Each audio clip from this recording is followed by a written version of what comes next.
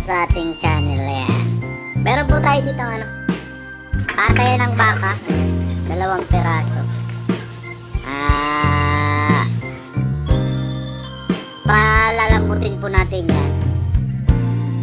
At pag malambot na, syempre, gagawin natin yan. Balbakwa. Ayan, diba? Ating mga ingredients, ayan, prepare lang natin para mamaya pag malambot na siya, ilalagay na lang natin. Meron tayo dyan sibuyas, bawang, ayan, at atsuete. Yung atsuete, syempre, para kumulay, yung pinakabuto niya, ilagay muna natin siya sa mantika. Pinaano natin yan, pinalabas yung kulay para yun na yung pinaka kulay ng ating balbakwa. O, diba? Ayan, nakikita nyo naman, orange na yung mantika. Tapos isahin na rin natin yung sibuyas, bawang. Ayan, malambot na kasi yung natin, pata ng baka.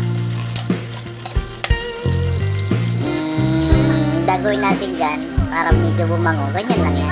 Tapos saka natin isalin sa pinalambot natin. O yan, nakikita nyo naman, medyo kalahati lang kasi nga ewan ko kung nangyari.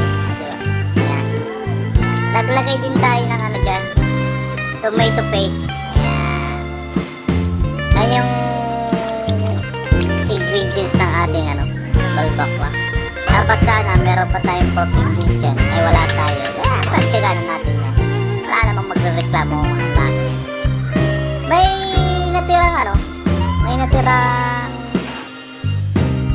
tawag nito, celery, yung tangkay niya. Yan. Pwede rin pang pabango yan, kaya hinalot na rin natin. At yan, bell pepper. Yan. Lalagay natin yan pag kumulo na. Diba? Pag paluto na siya. Matagal lang naman ito pagpapalambot. Ayan, nakita nyo naman yung mahiwagang mangkok. Ayan, nilagyan na natin ng laman. Diba? Nakikita nyo sobrang lambot na.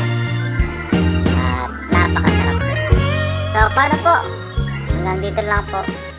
Maraming salamat sa panonood.